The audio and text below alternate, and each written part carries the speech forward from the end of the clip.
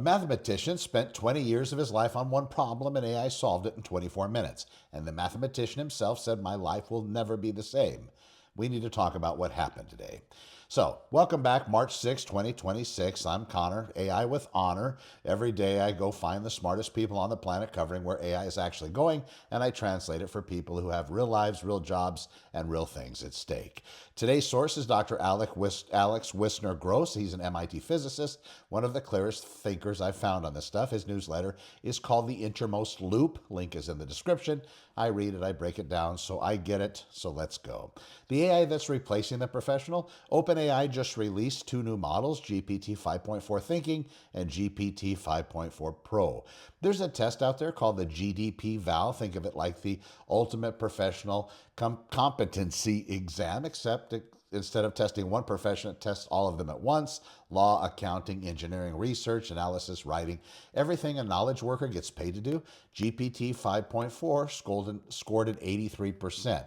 It's like hiring one contractor who does the work of a plumber, electrician, carpenter, and accountant, gets it right 83 times out of 100, never calls in sick, and doesn't negotiate salary. And here's the thing.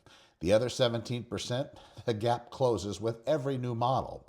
We're probably not years away from 90%, probably months away. It also scored 57.7 on a software engineering benchmark, and that's something else that's absolutely incredible.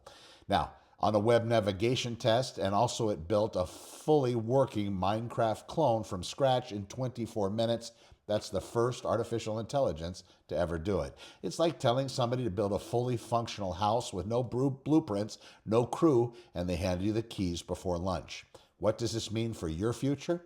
If you work in any professional field where you sit at a desk and produce knowledge, reports, contracts, code, analysis, strategy, the clock is ticking. Not on your career, on your ability to use this tool better than the person next to you. The ones who figure that out first are going to look like superstars.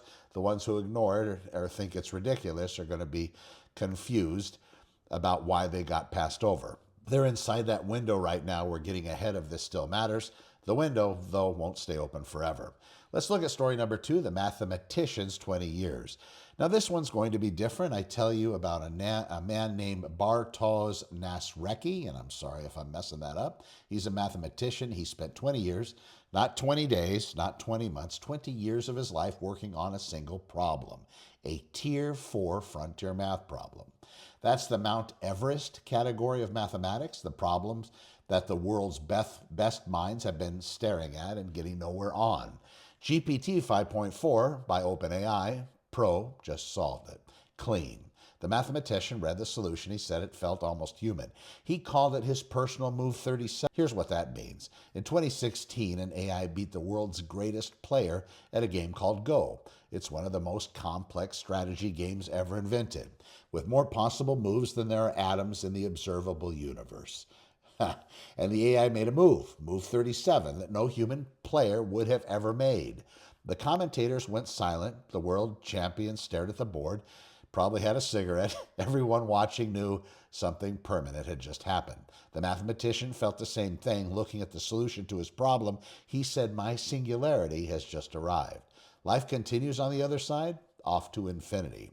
It's like you've spent 20 years trying to open a safe. Every combination, every tool, every method, and somebody walks up, listens to it for 30 seconds, and opens it on the first try while you watch. What does this mean for your future? Mathematics is the language underneath everything. Physics, medicine, engineering, biology, economics, climate. Every hard problem humanity is trying to solve has a math problem at its core. If AI is now cracking the ones that the world's best mathematicians couldn't crack in 20 years, the rate at which we solve cancer, build new materials, understand aging, fix broken infrastructure, that rate just got a rocket engine attached to it. We're talking about potentially compressing decades of scientific progress into years, maybe less. That's what used to take a generation. We just start taking up an afternoon to get accomplished. Story number 3, Hollywood says yes. Apple says put your name on it. Remember, Apple got won over Blockbuster. You remember that? It was a long time ago. Netflix just bought Ben Affleck's AI company called interpositive. What does it do? Well, it learns from real film footage and the raw unfinished stuff straight off to the set. Then it handles the color, the lighting, the sound mixing, the visual effects, and post-production. The work that used to take entire teams of specialists months to complete, Netflix said yes, full send. They absorbed it completely. It's like a restaurant owner who fires the kitchen staff and installs a machine that cooks everything perfectly every time at a fraction of the cost. Some owners would never do it. Netflix just did it.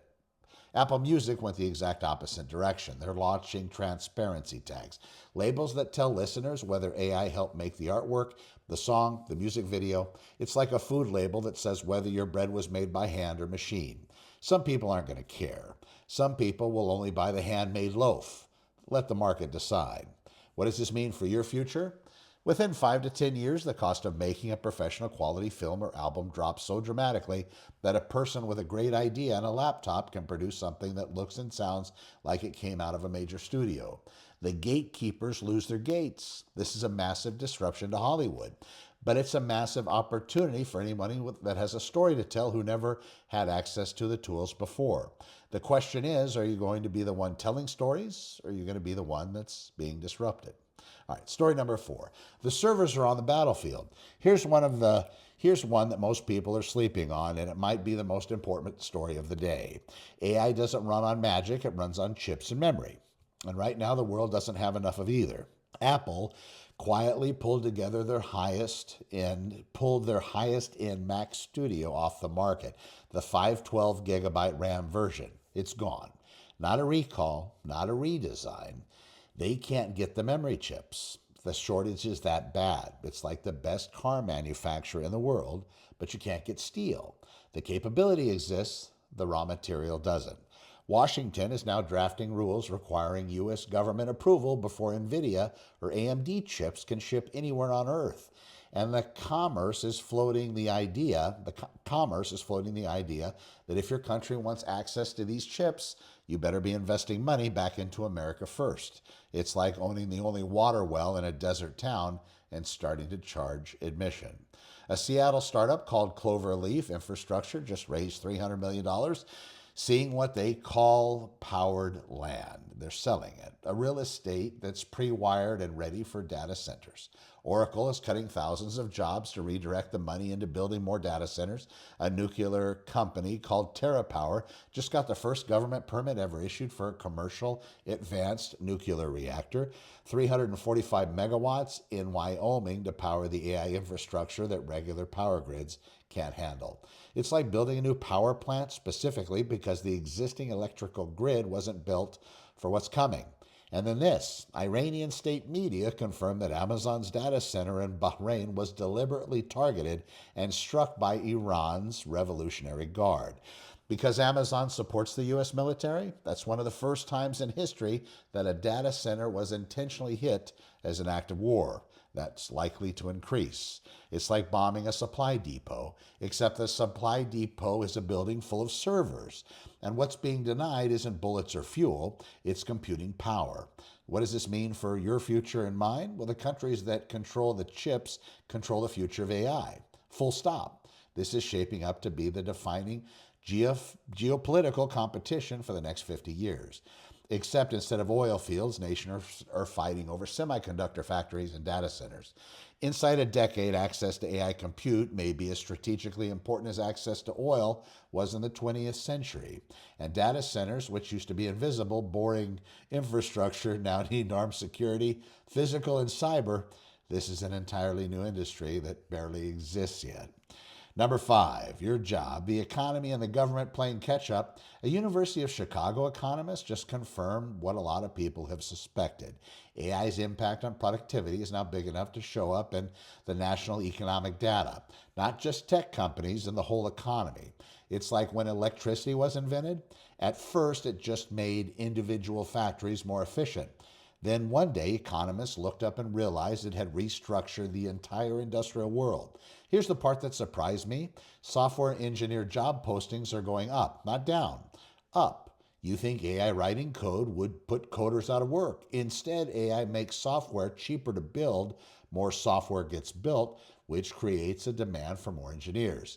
It's called Jevons Paradox. It's like when highways were invented, people thought fewer roads meant less travel. Instead, more roads created more driving, more trucking, more commerce, more everything. Efficiency created more demand, not less. Anthropic, the company that makes Claude AI, launched an early warning system to track when jobs are being replaced by AI versus the ones which are just being assisted by it. They said the evidence of mass job loss is limited so far. Pay attention to those two words, so far. New York is considering banning AI chatbots, of course, from giving legal or medical advice. Indiana just signed a law requiring retirement accounts to include cryptocurrency options by 2027. It's like local governments trying to post speed limit signs on a highway that's already doing 200 miles an hour. They're not wrong to try, they're just late. What does this mean for your future? Well, the jobs more protected from what's coming are the ones that require physical presence, human judgment, and real accountability. Trades, healthcare, leadership, sales, those jobs most at risk are the repeatable desk-bound ones where the output is a document, a spreadsheet, or even a recommendation.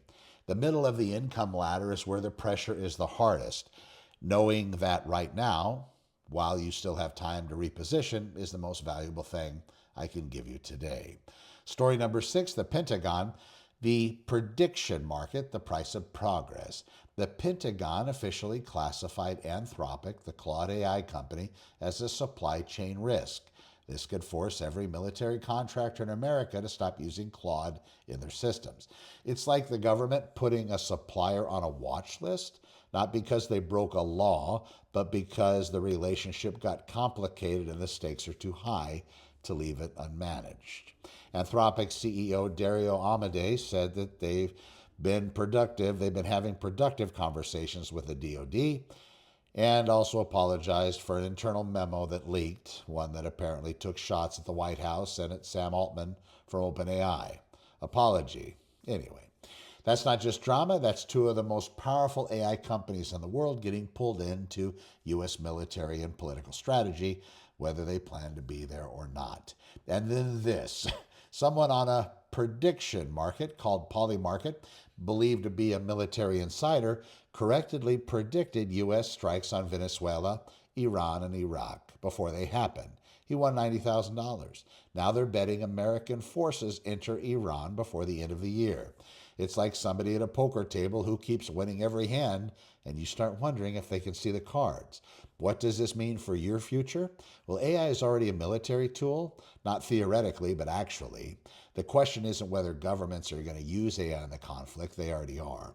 The question is who controls the infrastructure underneath, and what happens when the weapon is a system that can plan, adapt, and operate faster than any human chain of command.